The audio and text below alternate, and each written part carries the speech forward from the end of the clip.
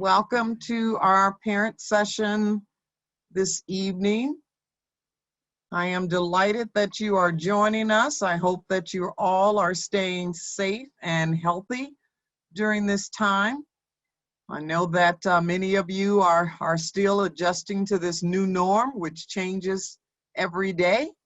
But we hope that you're getting all of the resources that are needed, and you're being able to support your scholars and providing them with what they need in order to be successful in school and in life. And again, if there are things that you need or things that would help you in this arena, please let us know. And those that are waiting for computers, I just got word from Best Buy, they have been shipped.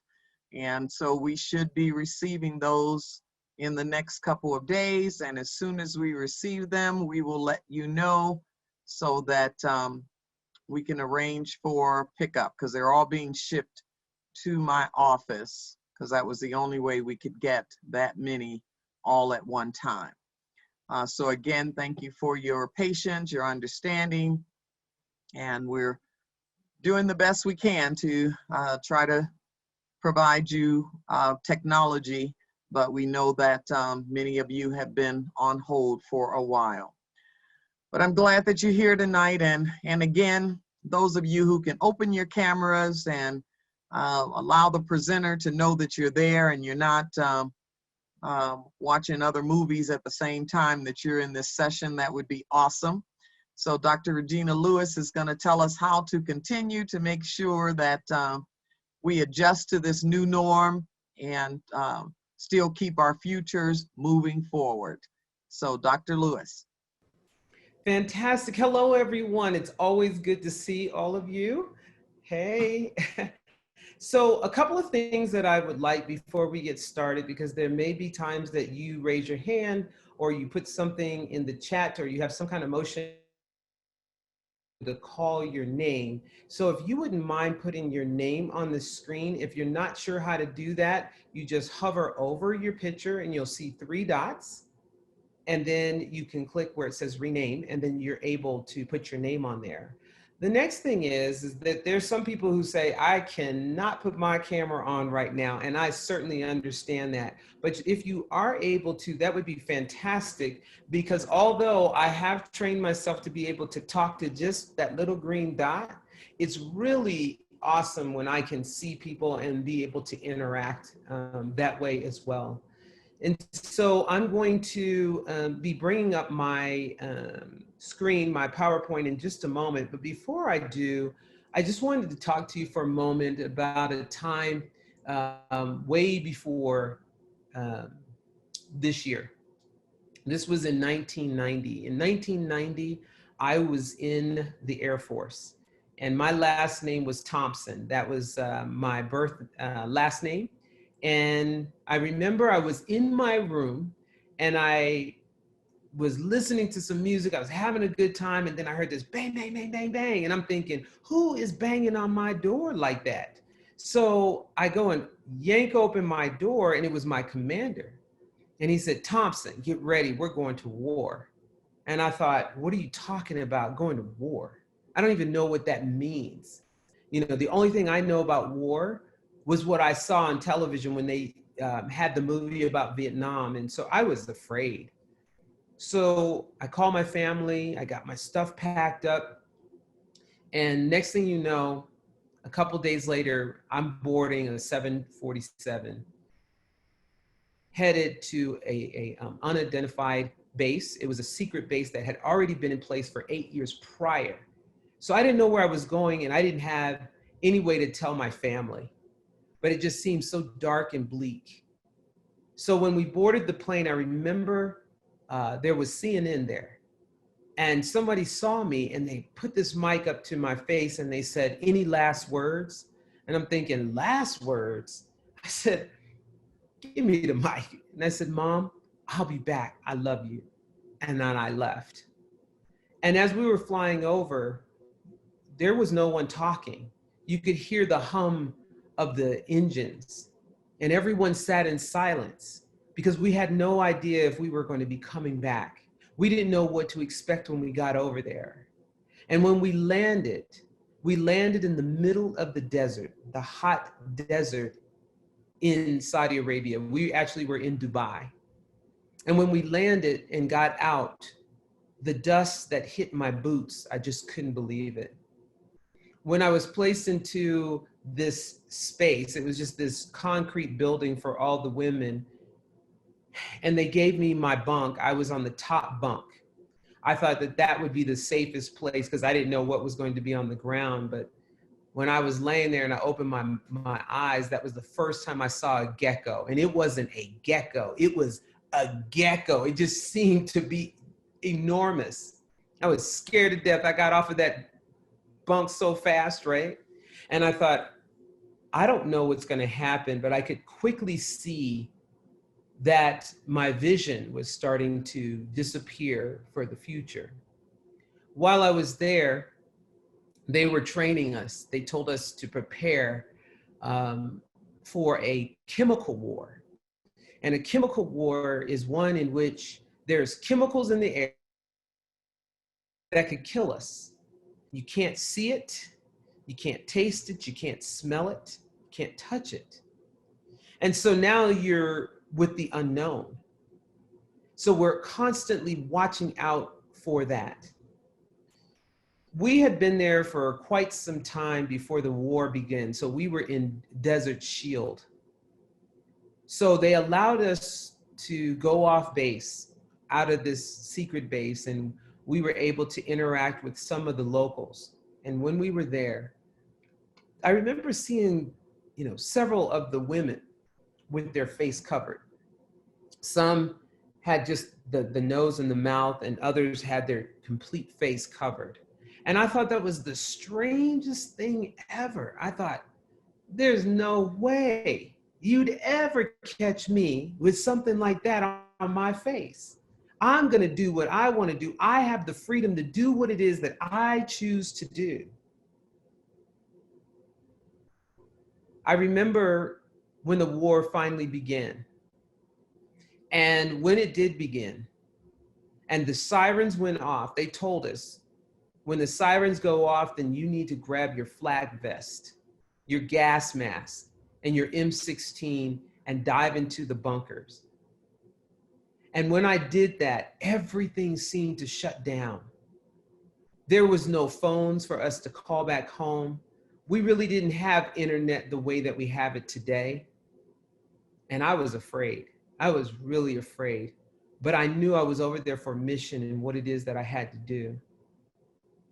And because I couldn't reach home, I couldn't call my family, and this went on for months, I had to see past the moment.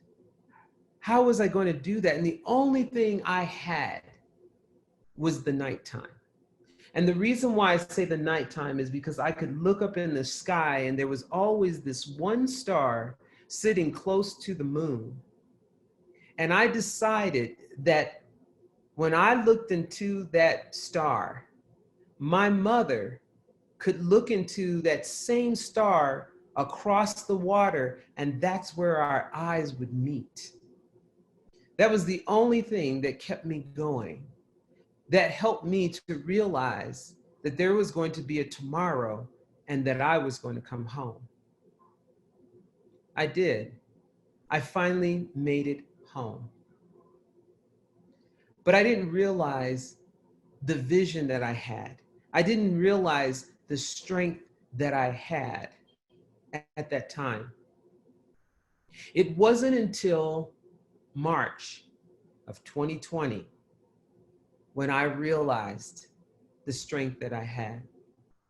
Who would have known that we would be wearing masks, right? Who would have known that we cannot reach people the way we thought we could?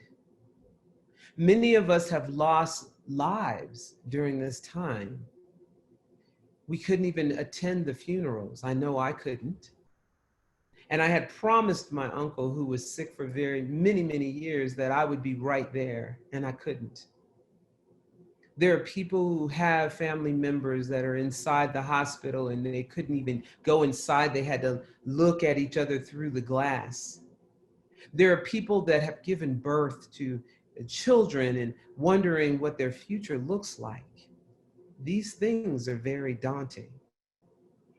So today, or tonight, we're going to have a deep discussion about our vision and what does that really look like? What does it really, really take? So we want to have a discussion, and so I want you to be prepared to have some response, and we're going to use the chat as well as we're going to have some breakout rooms. So really adjusting your vision for the future. How do you do that when it just seems like everything is so bleak? I know that when I think about the future, I felt like there wasn't one. And what I had to do was remember, this isn't the first time I've been here. I've been in a chemical war where I couldn't see anything, just like COVID, I can't see, but I was able to get through it. I started thinking about, well, what can other people do who haven't been in war? Well, think about your parents or your grandparents during the times of oppression. What did they do? Because obviously they did something because you're here today. Think about even further back when we start thinking about the times of slavery. How did they get through? We can pull our strength from our past, and that's what makes it so significant. So some of the outcomes that we're going to have is lessons on our eyes, understanding internal vision, and seeing beyond 2020. When I think about 2020, I think that they need to make a t-shirt that says, I survived 2020 with the triple P. And the triple P is protests, politics, and pandemics, because that is the truth. That's what we all have had to go through. So let me just share with you some really interesting things that I've learned about the eyes, right? So your eyes focuses on 50 different objects every second. That's huge. 50 different objects every second. Now, if you can recall, we talked about unconscious bias for those of you that went through the training. And we know that if your eyes are focusing on 50 objects, there's many more objects than that going around us that's out of focus. That's our unconscious bias. And so we've got to remember that there is this difference. The only organ more complex than the eye is the brain. So your eyes are extremely important and they're extremely complex. So take care of your eyes. And what's really concerning is that right now we have a lot of strain on our eyes. Think about how much we have to look into computers, how much we have to read. But there are things that we can do with that. You know, our eyes are very strong, but we have to take care of them. We have to close them sometimes and give them a rest. We have to look away for a moment. We have to make sure that we set times that we are going to focus and then go out of focus. So to go from looking on the screen all day to now watching TV the rest of the day may not be the best idea. We may want to take a break at times. I also want to make sure that I'm reading the chats as long as we go along, right? It says here, the irony is strong tonight. I scratched my eye and can't see out of the right one now. That's huge. The good thing is that our eyes are so complex that will heal too. So I'm sorry that that happened, but this is very, very ironic. You're right. Your eyes can distinguish about approximately 10 million different colors. That's huge. Let me tell you about that. So If our eyes can distinguish over 10 million different colors, then it begs the question, why is it when it comes to all of this racism, we only seem to see about 5 different shades instead of really inviting all the many colors that are there? It's impossible to sneeze with your eyes open. Anybody disagree with that? Or do you find that really ironic that you can't? I was trying it. I couldn't wait for a sneeze to come because I wanted to see if I could keep my eyes open while I sneezed. Huh. Who would have thought?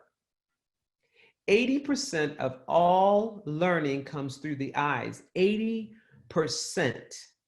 So it's really important that we're paying attention and we're looking. So if you think about it, when I was saying, try to have your screens open so that I can see, because I'm learning from you. I'm learning from your body language, your nonverbals at the exact same time.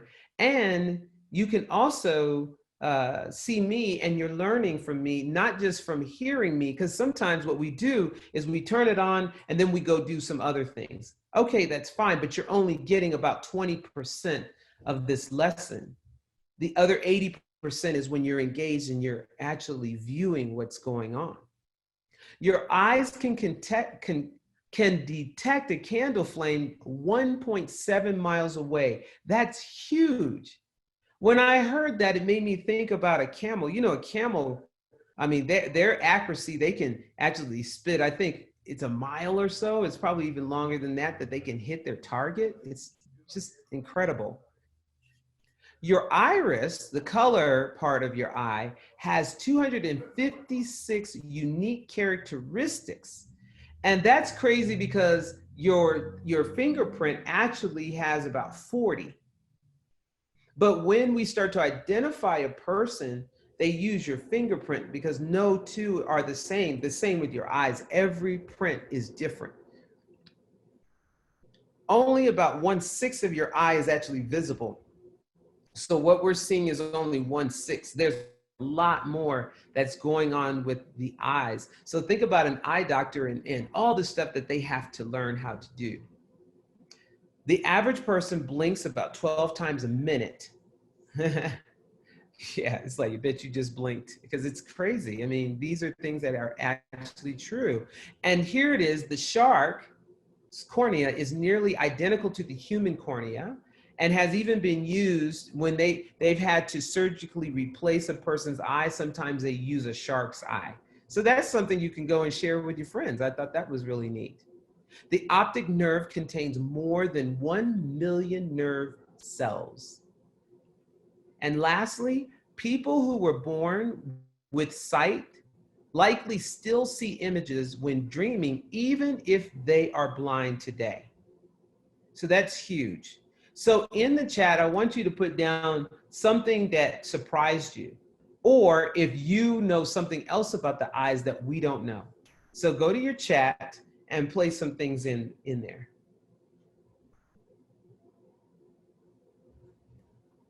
And I'm going to keep an eye on the chat. I'll read out some of what was said. I always find it's really interesting when people engage and they make their comments as well.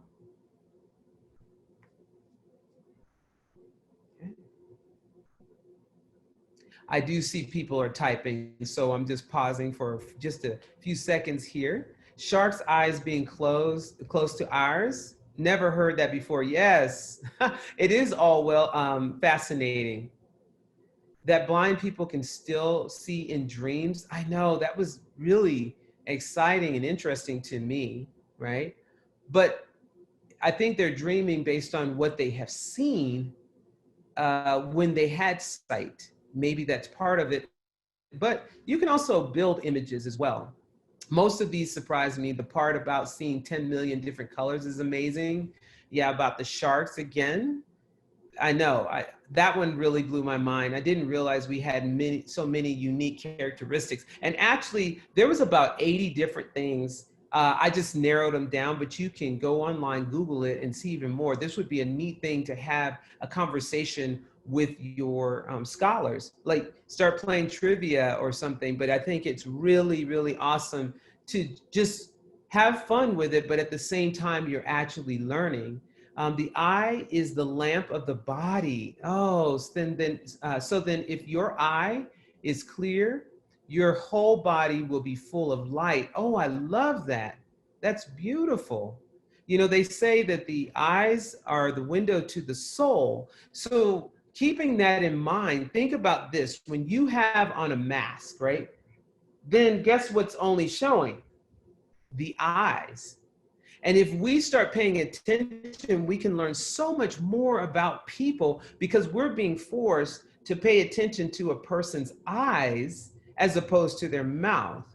And so some of you may have been having a difficult time understanding people or really relating to them, didn't know whether they're smiling or not, because we were dependent upon the mouth and all of the different movements in the face, the facial muscles. But the reality is that all we have to do is look into the eyes, pay attention to the eyes. Oh yes, you can detect a lie through the eyes. Absolutely. And I always tell people you can smize with your eyes. So the next time that you put on your mask, let it be at home in front of your mirror and practice smiling with your eyes, because there's different ways that you can do that, right?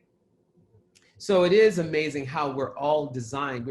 There is detail and there's been no mistake over it. So through all of this, here we are, we're at home, and so much has been taking place, and people are going, what am I supposed to do? How am I supposed to function with this? And there's many people that experience some craziness. So let's see what some people have had to deal with. All right, as much of the world continues on in isolation, people working from home, they're trying to figure out things to do with their family, things to figure out how to pass the time. Lindsay and Kels, a lot of teachers have been going online, and coaches trying to help out their students and their athletes.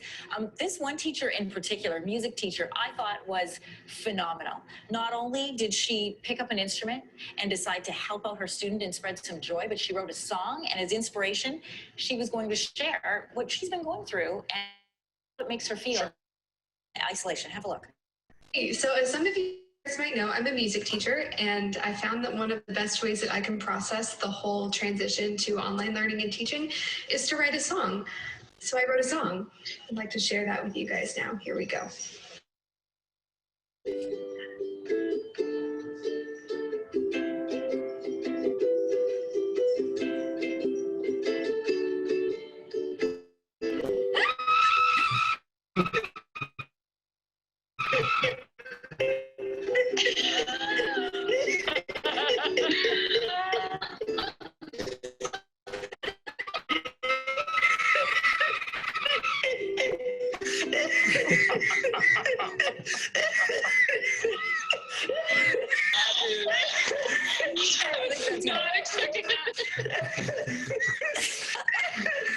His veins, Lindsay and Kelsey, are literally.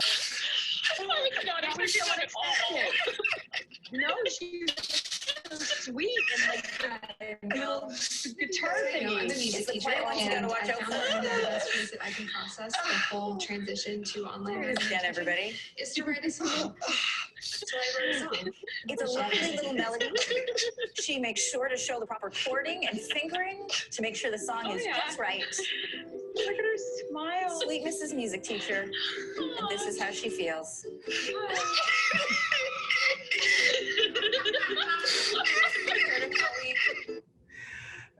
Yes. So many of us have had to react that way, absolutely going out of our minds. So I want you to think for a moment. There's two things that I want you to answer. The very first one is, what has been some of the most challenging things that you've had to deal with during this time, since say April until now? What has been some of the most challenging things that you've had to deal with? Put those in the chat.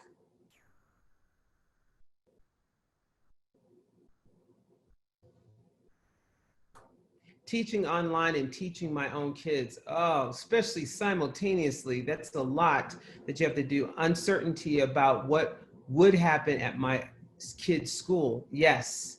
Knowing what is true.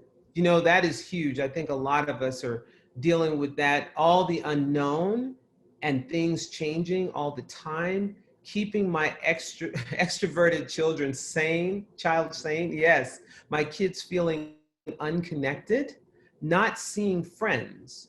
One of the most challenging things I've had to deal with is working while homeschooling my special needs daughter. Yes, mask, being away from my friends and family.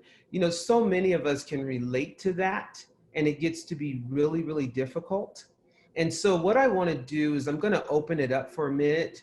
Being judged and bullied due to medically not being able to wear a mask, trying to figure out how to single parent well while being so isolated. I understand I'm 60% disabled, but you can't see my disability. So if I'm in my car and I park in a handicap plate spot, people get really angry. I understand that. Weighing out full-time job and coming home to help kids with homework, absolutely. And the exhaustion just goes on and on and on. So what I'm going to do is I'm going to stop sharing for a moment, and I'm going to open this up, because what I'd like to do is start to have you open up and have a conversation over what are some of the things that you've actually done, right, to move forward. Like, what are some of the things that you've done to be creative in dealing with all of this?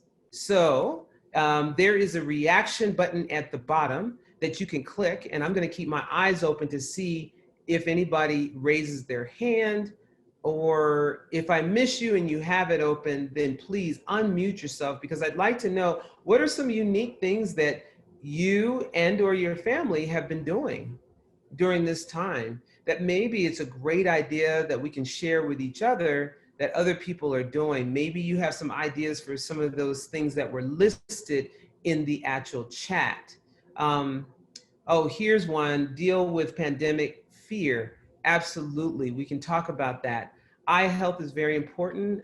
Optometrists and ophthalmologists can detect diabetes, high cholesterol. Yes, absolutely. In the beginning, where could I steal toilet paper? Yes, I've been, yeah. Personal absolute craziness in our home. Homeschool for all 4 of the kids while both my wife and I work full time. Distancing from family. Yeah, these are huge. Does anybody want to unmute themselves? Because I'm a teacher, right? So I would instantly call on one of you. So get ready. You know, if you don't unmute or raise your hand, I'm going to probably call on you. Kathy Smith. I called on you because you had a great smile, and I was like, okay, I'll call on her. What are some things that you've actually done or to adjust or deal with? I don't know. I've just been praying a lot, because I feel like at any moment I'm just about to lose my mind. Just the uncertainty with the politics and the world and everything. Checking in on my parents more, I guess, is something that I've definitely started valuing more. Absolutely. That's awesome. Thank you for that. Let's hear from someone else. Let's see. Matt, what about you? Matt Devine. What we've done is, like for church, we would have our family church in our room, and we would do worship with instruments and stuff, and with the kids. And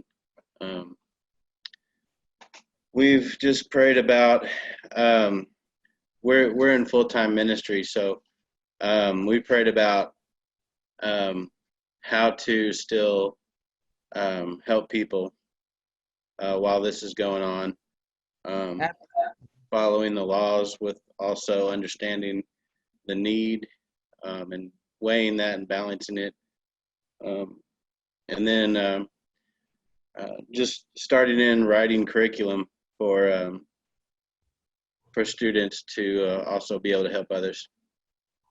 Absolutely. You know, that right there, we have to figure out ways to be creative and thinking outside the box. I totally get it. Dr. Martin. Yes. Can you hear me? I can. Okay. Yes. What most devastating thing that we had was death. And with the children, you know, we had prayer, and then they wanted to have, and they're 5 and 7, and they wanted to have a tea party.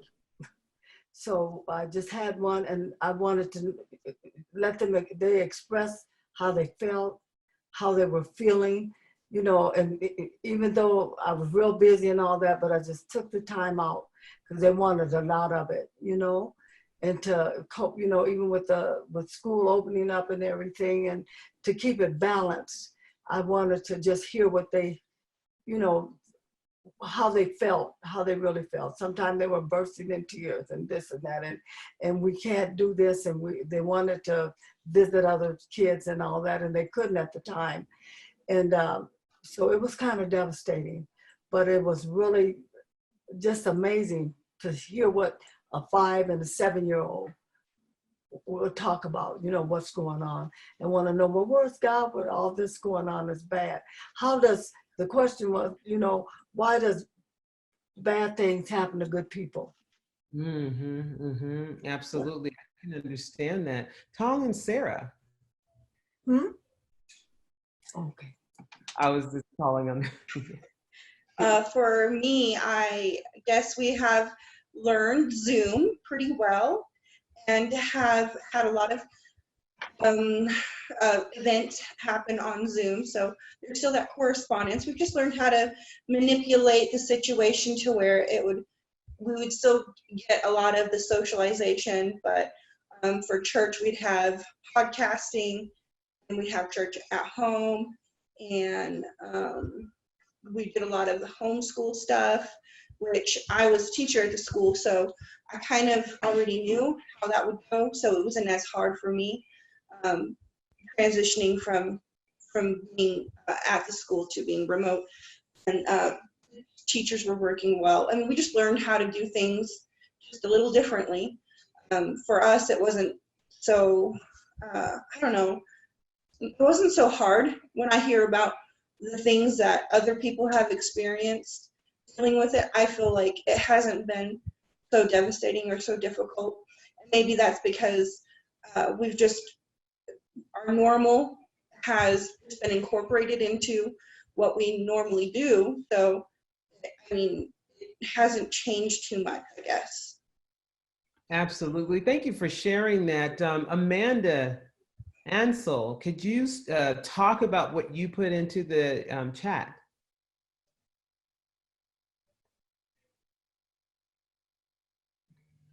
She may not be able to have her mic on, but she did say educate ourselves on the virus, the politics, history, supplements, and activity, build up our health and hearts. Then we do as many normal things as we could with as many people as we could. That felt safe enough to do so well. So have still been living a mostly normal life. Yes. So, you know, I'm listening to the things that you're saying, and that's the reason why we're having this session, so that and see beyond, you know, just this situation. You know, one of the things that my pastor said, he said, you know, I've gone on a news diet, and I do 10 minutes just so that I kind of know what's going on, and then I shut it off. I don't watch anymore the rest of the time. And that's really a good thing to do. Oh yeah, so Jake, you said that you all do the same thing. Yeah, because it can get overwhelming. So there's something called media sensationalism. And media sensationalism means that the media is going to create a sense of urgency or excitement to draw people in so they can get their numbers. They want people to view.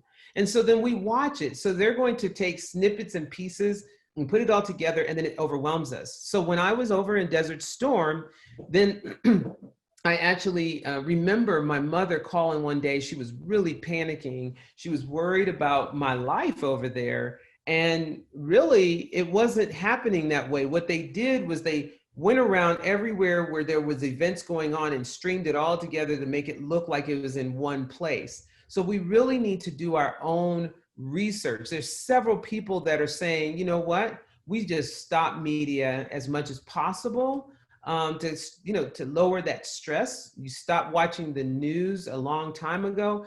Yeah, I don't even watch it. I really don't, because believe me, if there's something happening, somebody else is going to tell me anyway. And everywhere you look, that's exactly what's going on. So, you know, you want to keep that in mind, because it is something that just continues on and on and on. The other is think about it this way.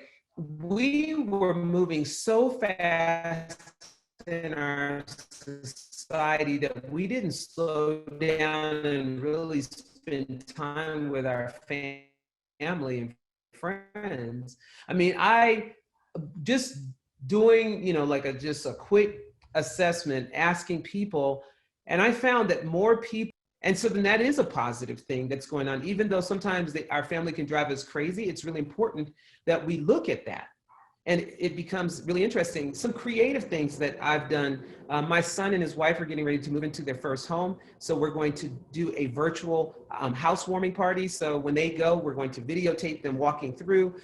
We put everything on a registry as what they need, and then people can buy it. And then the actual party will be once they move in and they set up everything that people bought them. And then we'll turn on the cameras live. Everybody will show up, and we'll take a toast so everybody can get something, you know, like some Kool-Aid or whatever they want, and we'll take a toast, and just trying to find ways to really still celebrate and enjoy the moment, because that's what we have. And so we can do that. A friend of mine, her birthday came around and she was so sad. And so what we did is we all got in our cars and we had a DJ. And the DJ set up his speakers on top of his car, and we were by our cars, and we all did the little, you know, the dances, the little line dance, and we were all doing it in sync. And she could see it from her house, and she started doing it too. So we just had a block party from our cars. So really trying to find another way to approach is really important. So Gina says, asking the kids what they needed and their ideas on how we could manage the learning, church time, downtime, inactivity, opportunities for activities, etc., in a way that would help them thrive.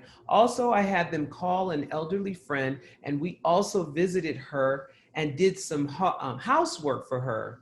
We poured into others as we could. That is so awesome, because we have to just find another way. What I really like about this is that you involved your children, because you get buy-in that way when they come up with it, you know? And so that's the reason why you start to see what is it worth to have a conversation with our kids and have them be part of the decision, because that also can remove some of the fear from them as well. So this is great. Does anybody else have any more suggestions, any thoughts? Let's see, right here. We bought a spike ball net and started playing that outside as a family. Also, ultimate frisbee. Yes, you know, I have never thought about shooting a bow and arrow. I now have a bow and arrow and I go out and shoot it. It's amazing. This shoulder over here is being built beautifully. This one, maybe not, but that's because I'm pulling it back. But to be able to get outside and to do something that maybe I would never have thought about doing before. I've also taken up golfing. You know, somebody gave me a set of golf clubs, and over here, what is it, off of Platte, close to Peterson, they have World Golf, and it's really inexpensive. I'm not saying that it's super cheap, but it's inexpensive, and you can go until like midnight. There's music and you're social distancing. You don't have to know how to play, because I dig up all their grass with, you know, swinging that golf club, but it is something else to actually do. Anything else? I am having a hard time getting my technology to work. Can you hear me? Yes. We actually did a ton of things that we had a house that we did a lot of field trips and we were low tech, so we did not have any streaming like Netflix or anything like that. Well, early on we thought, well, this is a special situation, so we went and got Rokus.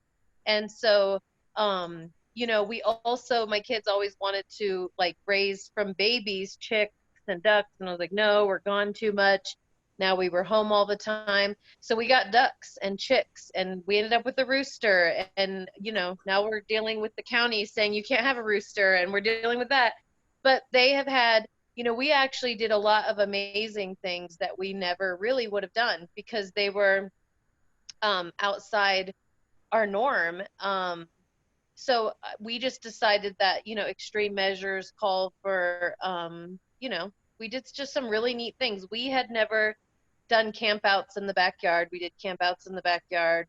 We had, I mean, we've actually kind of had a lot of fun. And like I was trying to say earlier is, really early on, we did stop. I have a daycare in my home. We stopped working and stuff. And we just decided that to educate ourselves, it wasn't, we weren't happy doing that. You know what I mean? My family, all of us were missing each other. We just decided collectively as a family that we were going to live our lives till whenever our time is done. You know what I mean? And so we ended up being surrounded by people who thought like us, and we just had a lot of cookouts and a lot of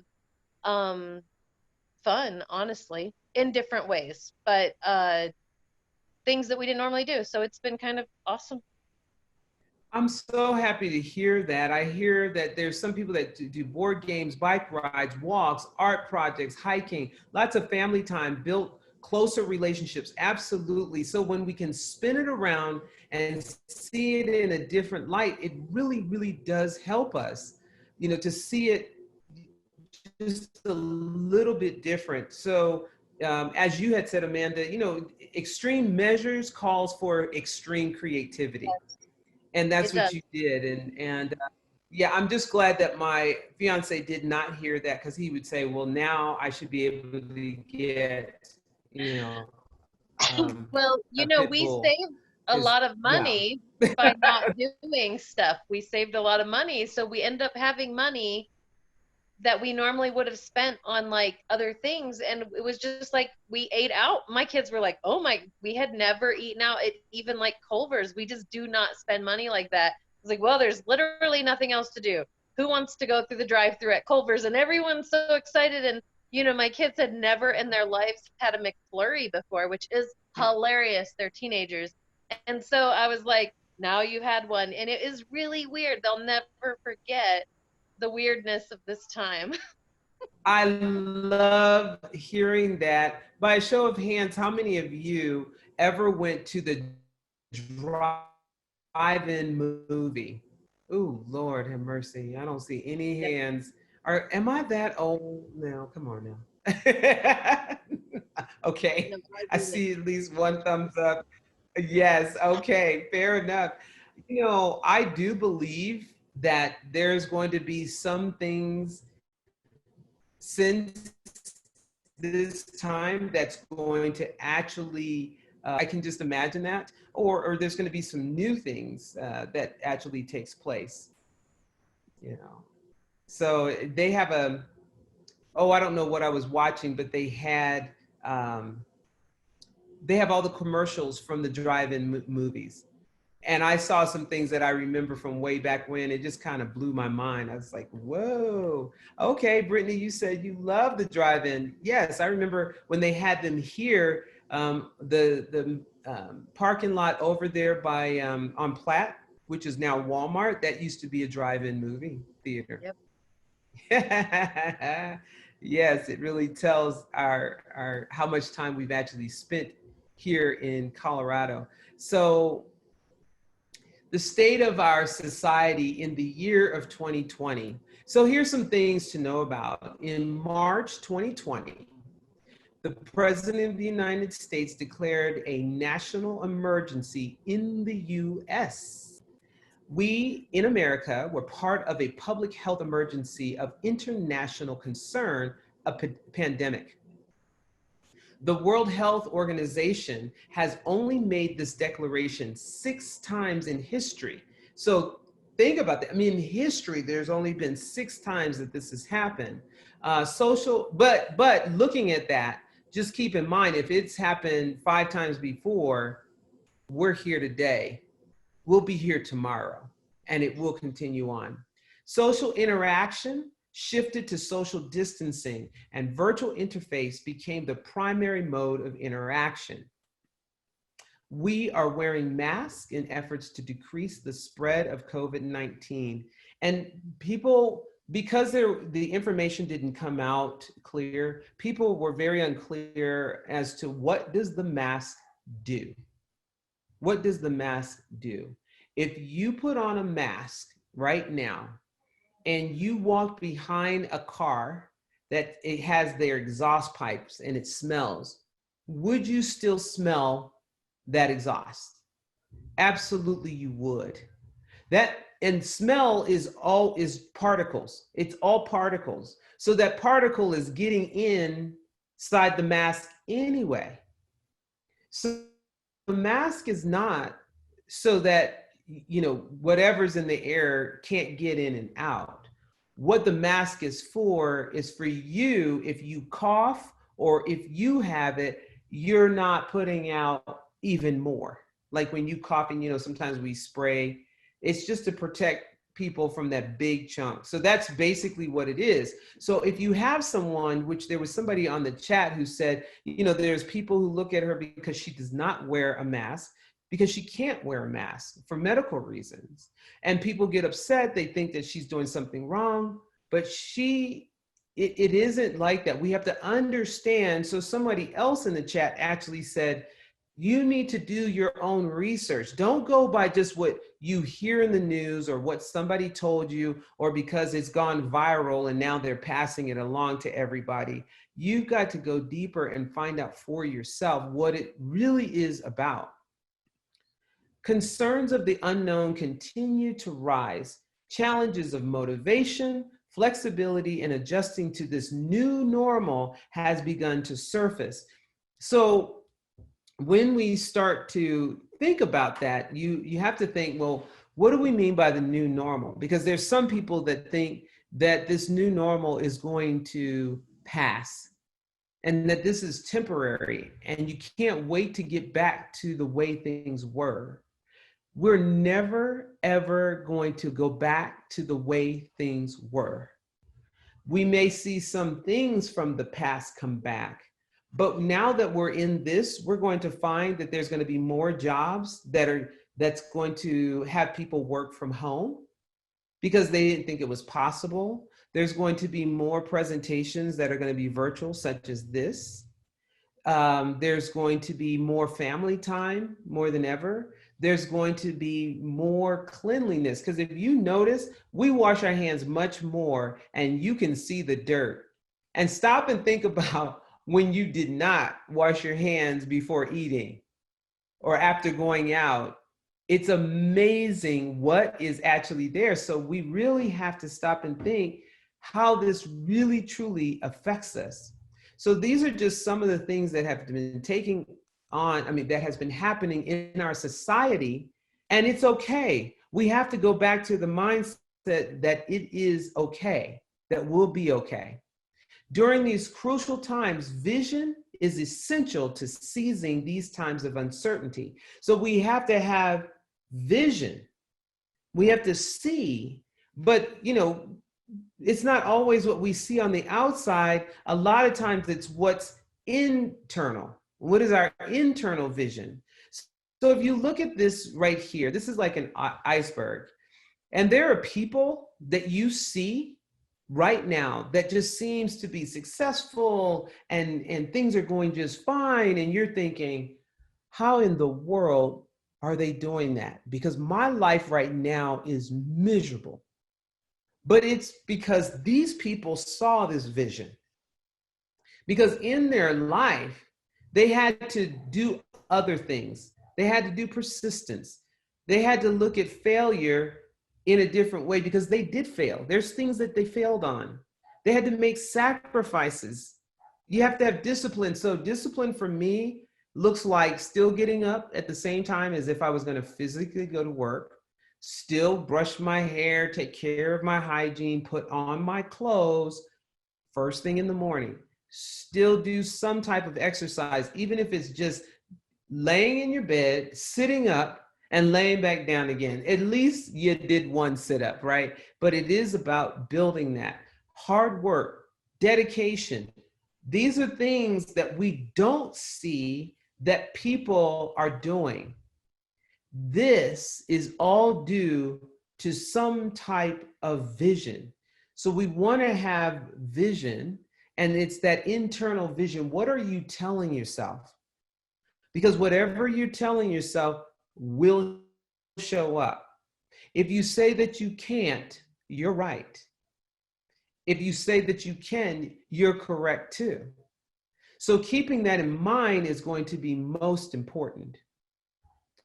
So let's look at this video for a second.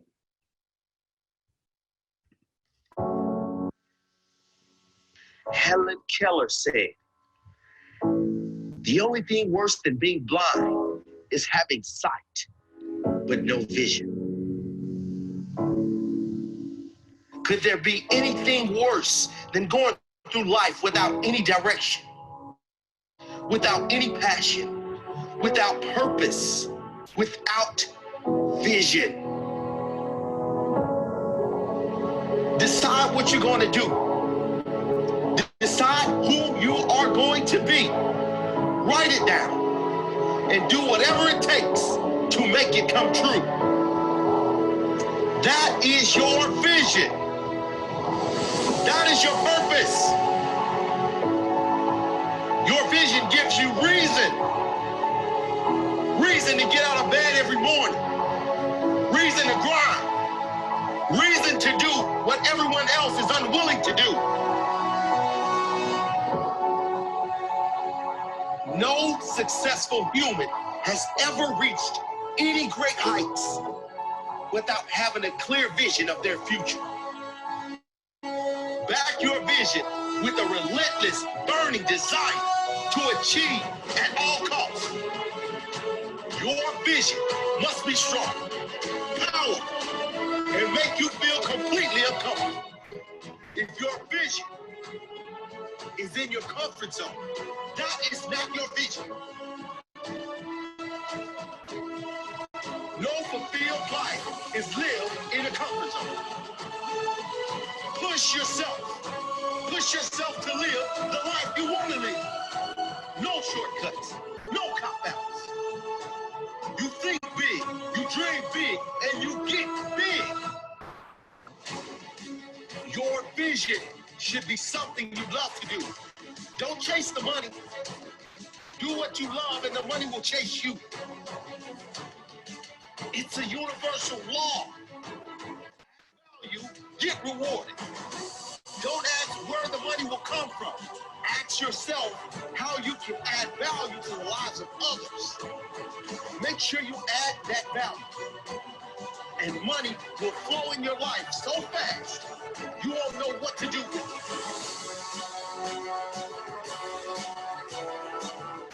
It is about time you made things happen. Turn your vision into reality. You deserve it. Never settle, never accept anything else. You gotta believe you are here for a purpose. Why are you here?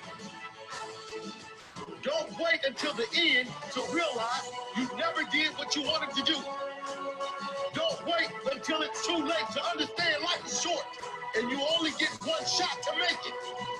Take risks. Listen to your heart. Trust your vision. Never forget you can have, be, and do anything. You are a powerful creator.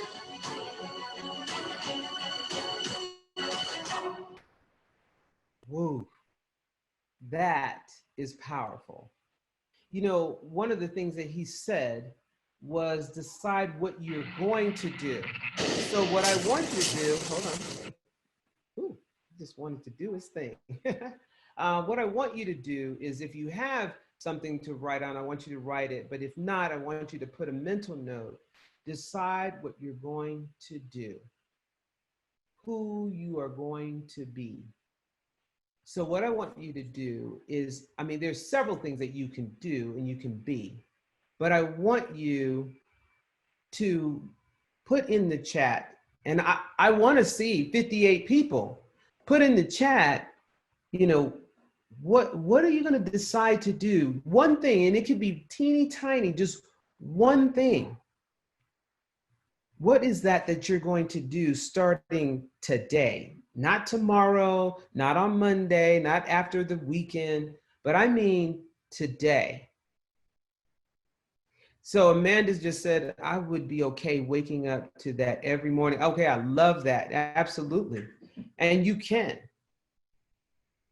You can. You can go straight to YouTube and find it, believe me. Keep living, moving forward. Now, Michelle, when you say keep living, moving forward, be even more specific. How are you going to do that? What is something that you're going to do to keep living? Show up with purpose. Okay, Gina, that's good. Decide what is that purpose going to be? How are you going to show up? Be very specific. Be more patient. Yes, so how are you going to be more patient? What is something you're going to do? What are you going to do when you're saying, I'm going to be in the moment? Because all of the things that you all are saying is great. But if you're not specific on how you're going to do it, you won't get there because it's too broad. It's too specific. Tell me one thing that you're going to do. With my kids at school and home, celebrate the little things. Like what? Tell me what that is. Read my Bible every day. Okay, I got one. Holly, you're saying you're going to read your Bible every day. Okay, Donna, you said that you're going to do yoga. Absolutely.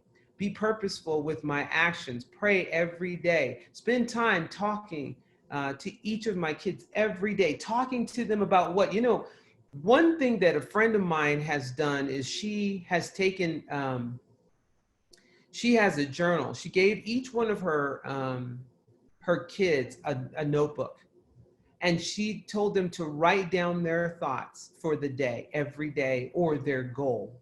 What are they going to do tomorrow or this week or whatever? And before she goes to bed, she reads them and writes a message back to them in the book. And then the next day they look at that. So that's something that you can actually do. Take time to listen when people speak to me. Make eye contact. Absolutely. So Dr. Lewis, we had two people that raised their hand. So oh, fantastic. Ask them to unmute themselves. Gina Gregory and then Michelle Illifelt. I guess I was going to respond to Dr. Lewis's question because I said keep living, keep moving forward. And I apologize, I'm in California, dropping one of my kids off in California. Go to college. Yay! I guess moving forward is just, it hit me about 3 weeks ago. I guess you guys have all wrapped it around, you know, you're just done with, I guess, the negativity of the society we kind of live in, and a lot of us are. Kind of, you know, I hate the new normal word as well, but I guess I've decided to integrate however it's going to be integrated into our, you know, our lives. I'm just going to keep putting one foot in front of the other. You know, I get the pleasure of sending my second kid off to college. My first one's already there, and they're doing 100%. In person, which I think is great. Just found out my son's school went from hybrid to 100% in person. In about a week and a half, he's going to be doing that. So I guess I take the little things that we get to embrace, and I have to keep being fluid. Fluid, it honestly is kind of the word of where we live in. You just got to know that, you know, things are going to change any moment. And I guess the reality we have to live in, and you have to be able to embrace that and just keep moving forward. So I love that you said that. You know, I say we need to be elastic because we have to be able to stretch ourselves and be able to come back as opposed to feeling like we're out of control, for sure. There was a second person. Dr. Martin? Yes, you know, Regina, as I was listening to everyone, and I couldn't type because I got the baby. But our in a lot of the seminars and workshops. The greatest potential is in the graveyard. The woulda, the shoulda, the coulda. And to pursue, and I mean, I always teach them that, and even with the children and with myself, you know, it's some things that we have purpose to do, you know, and we always put it off, if it's book writing or whatever. And to get that, to be motivated to say, listen, I'm gonna accomplish what I set out to do. And this potential just won't be, you know, we got books that's in the boxes that should be, you know, we just, you know, that spirit of procrastination, you know, and even during the pandemic, you know, when we had time, because we've been closed in a lot, but it seemed like something that's always taking your time from doing what you know, you purpose driven, what you really want to do. And to break that, you know, mode, you just have to just do it. You do, you know. So how do you just, you know, just do it? Absolutely, absolutely. You know, I'm looking here. I'm giving up Facebook. Yes, woohoo! I can't even deal with it, right? Trying to figure out why I cannot get these Zoom meetings on my computer. And so one of the things that you can definitely do is go online, call them. They will give you some answers. Michelle, did you have something? I saw you move your hand away real quick. Love more openly. Oh, I love hearing that. That's really, really important because people absolutely need that. I've noticed I need to be that way more with my mother. You know, she's aging and it's scary times. Better sleep schedules. So, you know, there is, give purpose behind your sleeping. What time would you go to bed and what made you choose that time? So you might want to look up the traditional Chinese medicine body clock, the traditional Chinese medicine body clock, or just the body clock, and look at that. It'll explain to you why and when you should go to bed. Take time to continue connecting and intentionally with each of my kids every day. That's so important. Intentional times with wife and kids, with homework, play, and prayer. Yes, what does intentional look like? Make sure that's exactly what you do. Take at least 30 minutes away from my children every day to read, write, play, a game, etc., for myself to promote my self-care. Yes, so read too. Model what you want them to see, right? Focus and magnify the good things because the stress and worry has been so heavy and steals joy. Yes, so whatever you speak into existence will be. So I always have to keep it that way. Be a better mom, wife, daughter, make better connections, continue reading missionary biographies to kids. Yes, gobble up books on health and nutrition and cook and eat more nutrient dense foods and less junk. Yes. So, you know, here's a good time to write and create your own book. You can get published, you know, just try it. Me and my sisters will limit TV time. Love myself. Oh, I think that that's probably number one. You've got to do that. Work out again.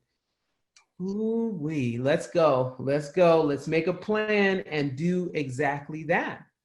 Be intentional as the body of Christ and bring hope, joy, love to one person. So here it is. I've heard a lot of people speak about their spiritual side, and that's how people have survived through the test of time, is through their own spiritual belief in whatever you believe in. Focus on my goals and walk towards them day by day, because sometimes I forget. Yes, write them down. Write the list and then do one at a time. This is what I'm going to focus on this week. It's like a meditation, a moving meditation. You focus on that every time you think. Everything you do is on that particular one. Celebrate the small victories. Yes, they're a big deal. They really, really are. I mean, I celebrate when I can come up with something else to eat for dinner, you know, because I'm repeating the same things, right? Making goals and checking them off. Listening to daily audio Bible every day. Yes, so I like to make my goals and then at the end of the day, rip them up. It's like a rip up ceremony, right? Creating a strong bond with my children by being more available than I have been. Yes. Oh, look at this. Fat, faithful, available, teachable. Oh, you know I have to write that down. Mhm. Okay. Spend a few moments looking at what I need to do for that day. Decide where the most effective place I can start in that time of the day, and then show up there with a purpose to be most effective in that space, time, and task, and do that to the best of my ability, then move on to the next in the same way, and so on. Yes. So, when you do that, you can start to think, okay, I'm going to spend time, just a few moments, looking at what I need to do. One of those things is maybe clean a closet. This is the best time to clean whatever you've been leaving, just pushing it back. Here's a great time to do that. I've seen more people working on their houses and their garages. Even the man across the street, I've known him here for 10 years, and he finally cleaned his garage. I was so happy. I wanted to go over and help him. Oh, I love this. Being grateful, I get to go to church, yes, and learn a second language. That right there is really, really cool. I'm learning how to play those shoot 'em up games. I don't even know which one I'm playing, but I'm trying to, so that we can have something to do together, which I probably never would have if we weren't in this situation. So just remember this. What he said in here, he said, decide what you're going to do. So you got to decide and be very specific. Decide who you are going to be, because you get to decide that, no one else. Are you going to be someone who's fearful, someone who's cheerful, someone who's strong? All of these things. Give reason to whatever your goal is. Give a reason. Do what others are unwilling to do. No, I can't do that. You do it. Don't stop because no one else is doing it. Have a burning desire. I call it being hungry. You got to be hungry. Being completely uncomfortable. See, if you're comfortable, you're not stretching yourself. If you say, I'm going to wake up every day and I'm going to be cheerful, if that's not uncomfortable, then that's something that you do anyway, or can do very easily. Do something that you're not used to doing. Get uncomfortable. Be comfortable with being uncomfortable. Push yourself. So when I did my bodybuilding competition, believe me, I had to push myself.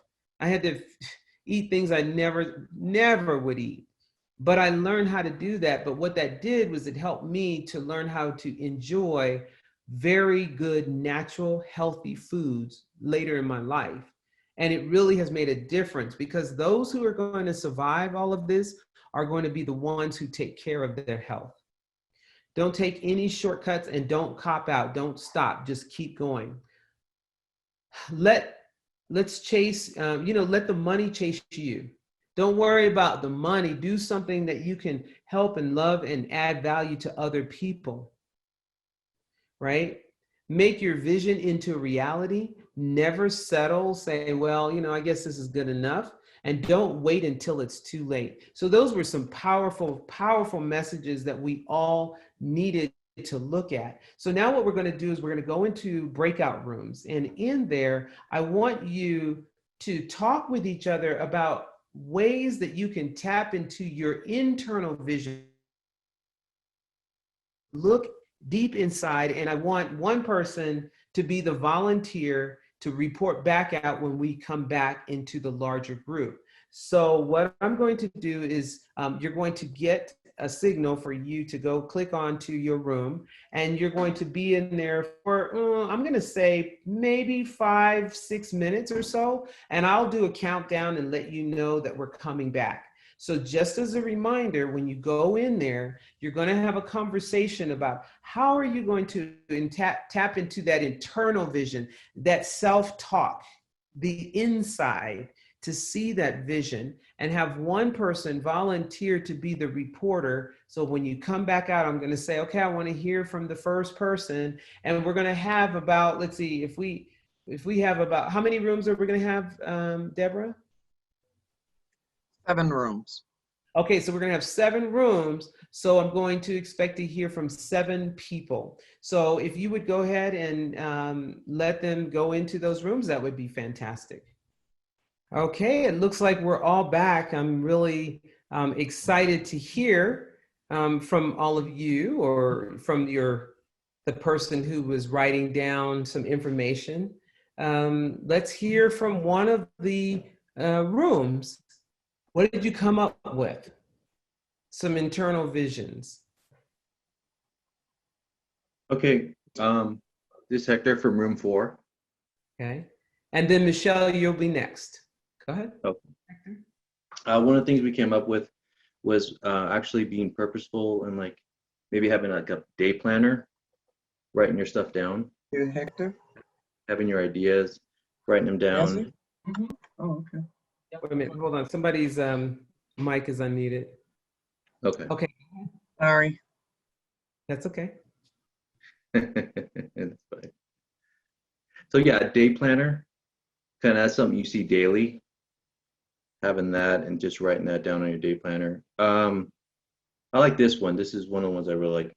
Is actually having a vision board. We actually have a board, a cardboard cutout, and you put pictures on it, kind of what you want to achieve throughout the year. Where like if you want to buy a house, put a house on there. If you want to buy a car, put that on there. Better job, education, put that on there. So a vision board, I think, is one of the things that a way you can be purposeful in actually achieving that. One of the other ones was also one of our last ones, letting somebody know of your vision, having someone hold you accountable, kind of like a sponsor, I guess, in a way, where they hold you accountable to your vision, to your plans, kind of ask you how you're doing in that sense. So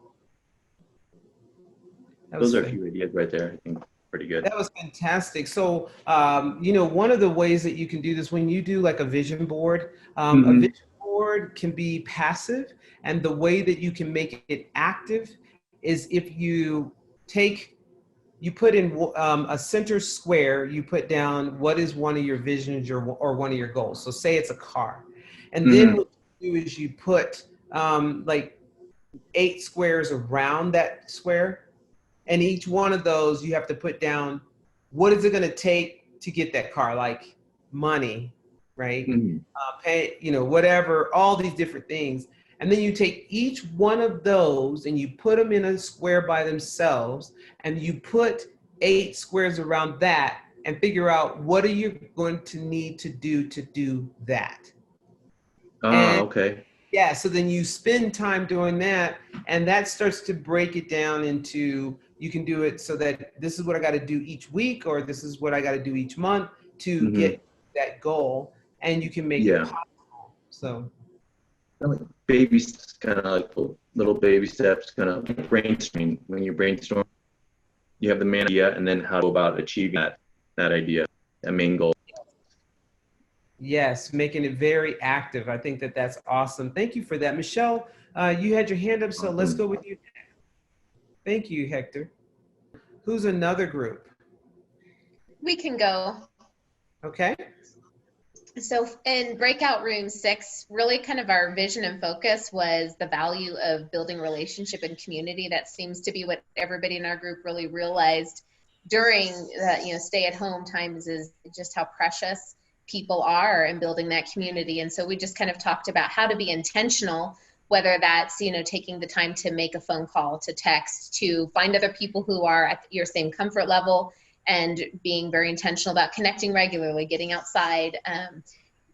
One app was suggested, so everybody else might be interested in this, called House Party, where you can actually play board games with a bunch of different people. And so, it's a fun way, not just necessarily video games, or it's, like apples to apples and different games like that are just fun ways to connect, just going that extra mile to have that contact with other people.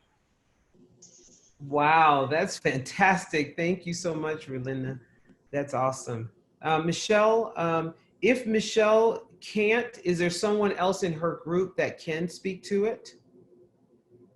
I was just trying to say we had difficulties in our chat room. 2 people didn't show up, and somebody else couldn't talk. So, and it keeps kicking me out of the meeting. I keep going into a loop. I'm getting kicked out and popped back in, so I'm not sure what's going on. Not a problem. So even though you may not have had people in there, I'm sure that you or the few people that were in there could think of a few things. You have anything in mind? I guess for me it would be writing down 3 things you're grateful for every night. It's always easy to think of the negative things in light of especially what we're going through. Yeah, I guess that would be my biggest thing. I like to think of the grateful things versus the negative things. So. Oh, I love that. No, thank you so much for letting us know. Thank you. Someone else. So we've got at least 3 more rooms to go. Holly. I can't hear you. Let's unmute you. Can you hear me now? Yes. So in our room, we talked about getting, and someone already mentioned it, but getting an accountability partner, and not just, I guess, basically someone who will really keep you accountable, not just someone who's like a friend that will be nice about it, but someone who will actually say, hey, let's get this done. Also think about what you are wanting to do, and you know, we just float along in our lives, and to actually take time to sit down and just think about what you really want and then write that down.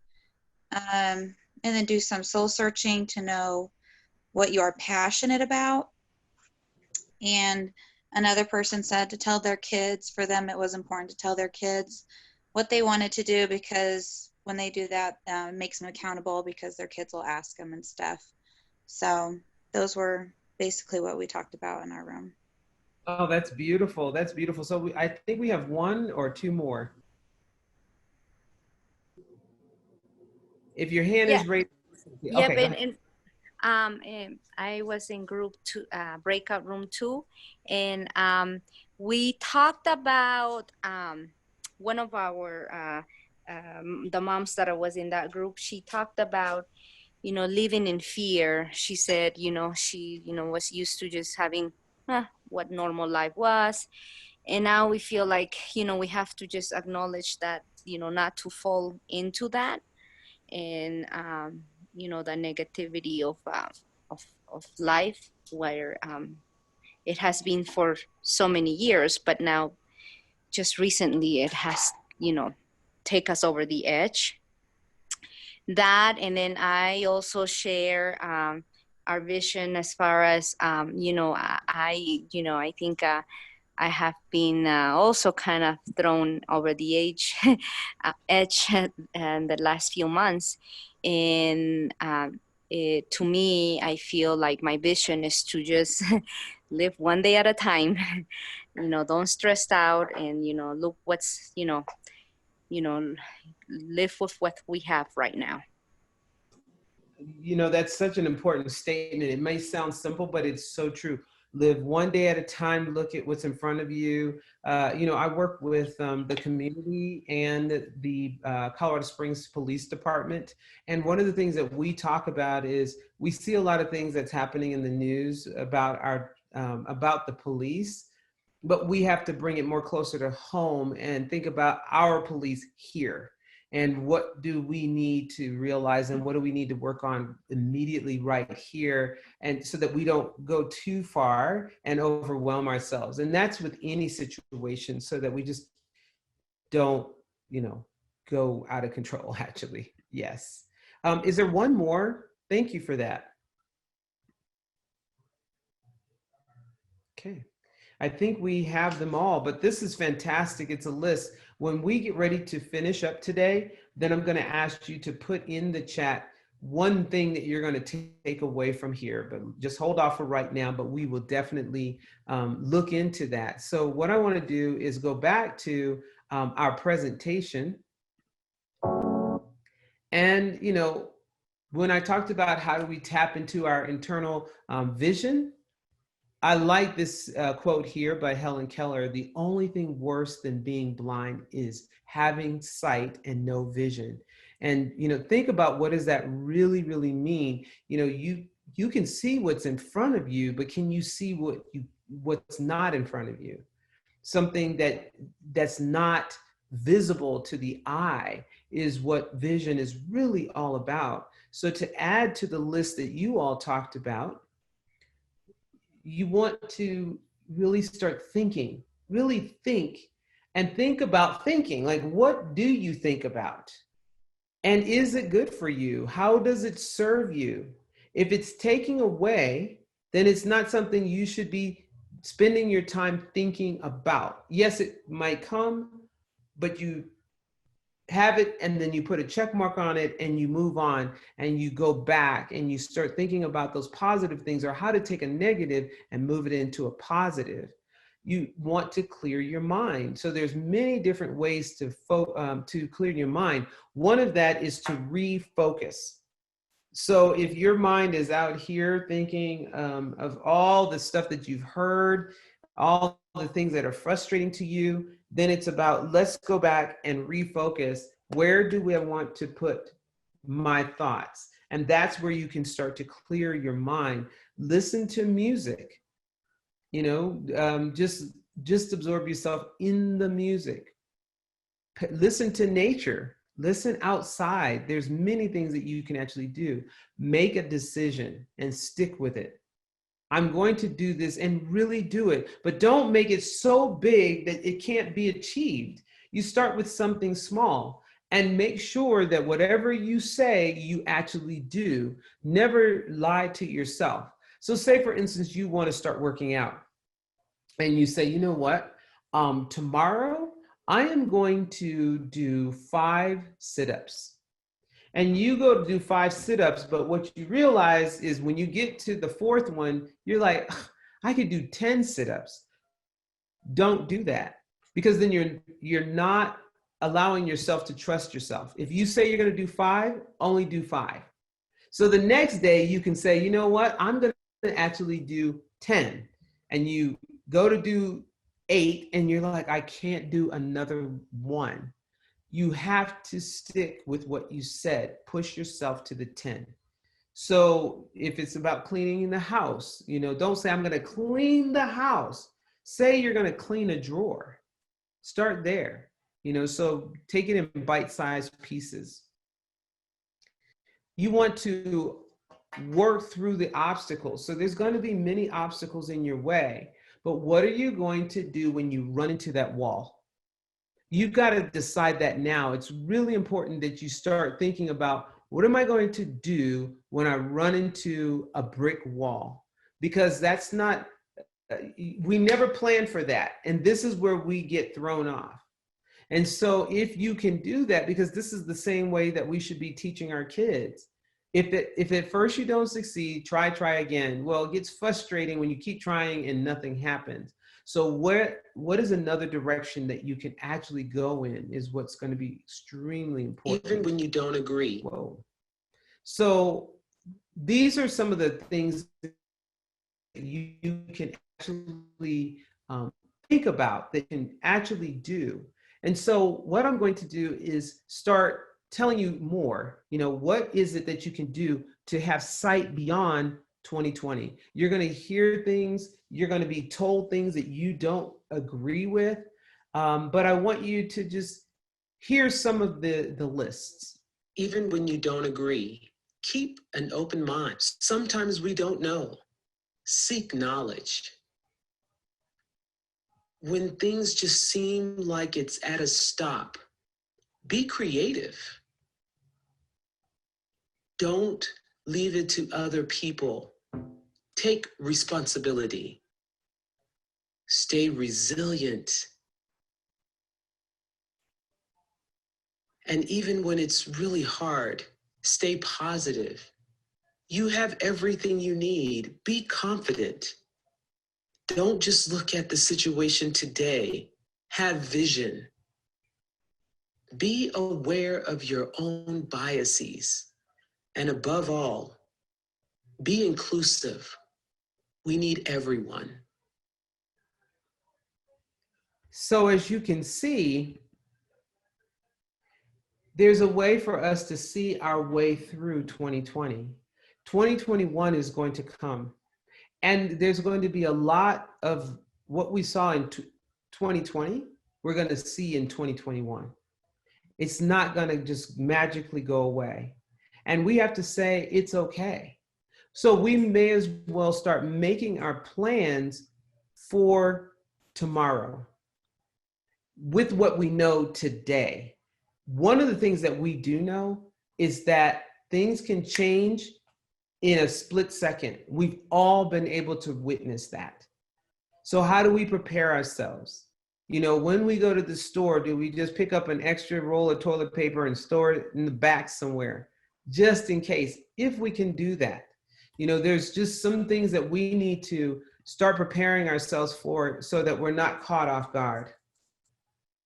So it says here, you know, oh, wait a minute. Let's see. This is Michelle and another name keeps popping up. Oh, okay. Sorry. All right. So what I'm going to do is just kind of go through these a little bit. Keep an open mind. So when you hear it, instead of being part of the rumor mill, you know, this makes me mad. I can't believe this. Me neither. You know, how dare them say this? Did you hear the news? Did you hear what this person said? You know, all that has to stop, because every single person is dealing with the same issues. I remember it was either Colorado College or UCCS where there were students suing the school because of them being inconvenienced through the COVID, you know, and I'm not saying that it was wrong, but it's just as hard for every single person that's going through it. So keeping an open mind, seek knowledge. So really go through and do your own homework, do your own research. Don't take just what people are saying, even in the news. And when you listen to the news, make sure that you listen to different types of news so that you can get different perspectives. Be creative. We talked about that tonight. I know that I've taken copious notes and looking at all the different ways that I can be creative. I don't know about you, but I've learned so many different things from you, even though I'm the one that's doing the presentation. Take responsibility. So what is your part in all of this? What do you need to do? So, you know, we're living in a time of unrest. We all heard about the George Floyd incident, and we've heard many other things that have come since then. And people are up in arms. We have people who look like George Floyd, they have the same skin tone, and they're wondering, what's going to happen to me? What's going to happen to my sons? You know, but to flip that is, what is my responsibility? What can I do to help control my situation?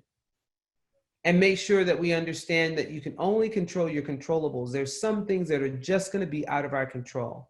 Then we have on the other side, we have people who have white skin, that today they're getting more blame, more people pointing fingers, and they're saying, I don't know what to do, or I disagree, or I'm afraid that I might misspeak, or people might think that I am not caring.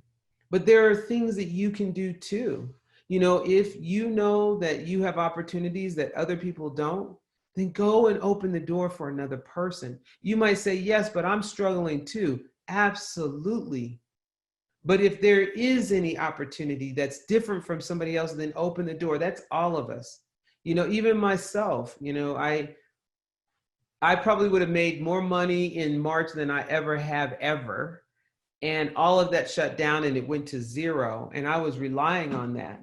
But what I had to do is just realize that's just where it is. So what can I do with what I have? Stay resilient. So resilient is when you, even when it's hard, you don't give up. You just keep getting up. If you get knocked down 23 times, get up 24. Just keep getting up, because you're not dead until you die. And so since you're here, don't want to make things worse by just withering away. Figure out another way. And it's not easy, because not all of our situations are the same. Many people are struggling in their homes. Maybe their homes are not happy homes. Where do you find that break, that mental break? And it may come from being internal. Stay positive. I cannot emphasize that enough. You have to start thinking about, what do I need to see on the inside? And how can I see a negative and spin it to a positive. And I know you can, because I have an entire list of things that everyone has said that has just been phenomenal. As a matter of fact, my list is on both sides, and I have another piece of paper. So I've taken notes from all of you. Be confident. This is a place that people have to build up to, that we don't always have that confidence that we can do it, that we can make it, that we can show up okay. But if you talk to yourself and you have that internal conversation, you can. And even when you feel like you still can't, reach out to other people who can show you that you can. You know, we've just shared all these ideas. You can take that and take it with you. So you're not in this alone. Have vision. We just talked about having vision, and that's so important. And be aware of your biases. So, you know, there are things that we just are against, and we need to stop and think, what can we take from our biases? Can we see it another way? Can we like something that we've always disliked? Because we can. So now what I want you to do is I want you to think about how you can be inclusive, how you can share your information, how you can share what it is that you actually do. I want us to all, in the chat, I want you to put down one thing that you care about, one thing that you learned, something that you are going to take with you from this lesson today. And I'm going to read them, because this is where power comes from. We get to share our information as we move forward. And while people are writing it in there, I'm going to open it up for questions that you may have. So while people are writing, if you have a question or a comment, then please unmute yourself. Anyone have any questions, comments, thoughts? Did I do okay? How about that? No. Something that I wanted to say is that since I am a Christian, I don't want to be only thinking about myself. I want to think about what God wants me to be. So when I say, Holly, who do you want to be? It's not just who I want, but who does God want me to be? And that's usually when I get pushed outside of my comfort zone, right? And so, so for any other people that are Christians out there, just to be thinking about not just about what you want, but what does God want for your life? Thank you. Thank you for that. That's great. Someone else?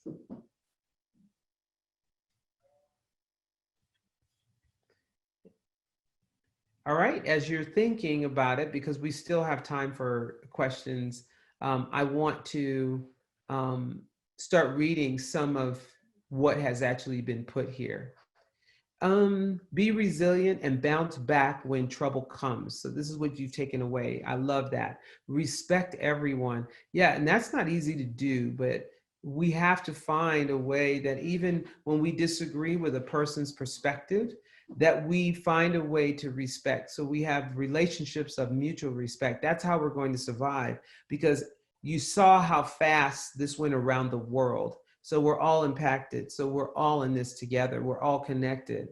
Holly said, I want to live one day at a time and stay positive. Fantastic.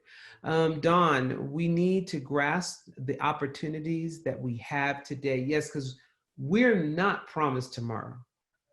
And we have more today than we might have tomorrow. When we ran out of toilet paper, who would have thought that we would have worried about that? I mean, to this day, I'm still looking for Lysol spray. So if anybody found some, put it in the chat. Tell me where. Let's see. Find inspiration anywhere. Anywhere you can find inspiration. More eye contact. Love it, Keisha, love it. Stay positive. That's what Donna said. And Kathy said, I love the thought. What does intentional look like? Yes, what does it look like? Being bold. You gotta be bold. Stay positive. I struggle with that a lot when times get hard. That's the time to be positive, when it gets hard. I mean, there's times that I have to take a cup of tea. Now you all see me and I show up and I'm like, hey, how you doing? But don't think that I don't have hard days too. But I have to turn it around in my head, even if it's something just as simple as saying, wow, my eyes look brighter today, whatever it is. Set bite-sized goals and pursue them. Yes, bite-sized. Do not go for big old chunks because you'll be disappointed. Be intentional about purpose and goals. This was so positive, Delia. Thank you for that feedback. I mean, that's really important to know. Going back to my vision from January 2019 and break into smaller daily goals. Yes, absolutely. Listen more, talk less, consider other perspectives. Yeah, we got 2 eyes and 1 mouth. So we're supposed to listen twice as much as we talk. A lot. I really love this session. This encouraged me to want to be fierce and joyful, not just float through. Right, exactly. We help others all the time, but I have lacked motivation to help myself. Yeah, you know what? That's you. When you help yourself, you become a reflection for others. And then they learn how to do it for themselves because they see you, right? No, I'm not the only one struggling. We're all going through similar experiences and struggles. That's the reason why this one was so interactive the way that it was. Great job. I really enjoyed this session. To put ourselves in a position to help others, be intentional, work through feelings overwhelmed. Yes, stay positive and be intentional. The vision board idea with the steps to attain it around. Yes, when you have these steps, then you know it's doable. It's something that you can actually do. Staying focused on what I do have, the power to change, and so much gratitude, adaptability, and setting of intentions. Yes, and if you're an angry person, if you're not satisfied, if you're the downer, change that, because whatever you're frustrated about, whoever you're taking it out on is frustrated too. And we all have to survive this, and you can't do it alone. If you have anybody with you, be grateful, because there's many people that are alone. You know, when I went the other day, I drove to this restaurant and I saw a guy laying on the sidewalk by the restaurant. He was alone. And I had to be grateful in that moment, and I was very sad at the same time. Yes, thank you. Yes. Be inclusive and respect everyone's opinion, even if I don't agree. Yes. Start writing down things that I want to do. Yeah, write it down and then take action. You got to take the action. Otherwise, it doesn't mean anything. Realize that no matter how hard or bad a moment or a day can be, there's always something good to be found and hold on to. Yes, because tomorrow will come. It's a guarantee that tomorrow will come. The question is it going to come with or without you? The Bible says, where there is no vision, the people perish. Be more giving of time, money. Keep putting one foot in front of the other. Yes, you have to. You know, they say that when you are pushed down and knocked down to your knees, then you're in the perfect position to pray. Lysol, Big Lots on Powers. What? Now, you know I'm going to go over there, but by the time I get there, it will, well, I'm going to say it's going to be there. I'm going to just say it's going to be there. Smile with eyes. Talk to other morning people sometimes when I go to the grocery store, because if I have apprehension, there are others as well that have the same thoughts. I will just have something positive to say. I always, as soon as I see, hello, good morning, how are you? Your mask is amazing, whatever, right? I really love your contribution, Dr. Lewis. I hope to see you and lots more. Your insight and info is so helpful. Thank you. You see, that's the kind of thing. I never take anything for granted. I mean, me too. We all need to hear and feel the hearts of others. So right now we have to rely a lot on energy. Let's see. Live every day, understand others, because some people are unconscious of what they do to hurt you. Pray for them. Yes, you know, it's not their intention. I know the impact is there and it's two different things, but if they don't know and understand, then you have to work through it yourself. And Hector says, just love like never before. This is the time to do that, to love like never before. I love all of you. I'm so glad that you are part of my life.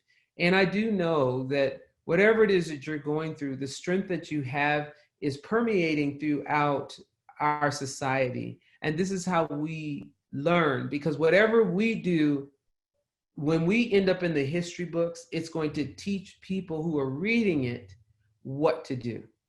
So we're setting the example for other people.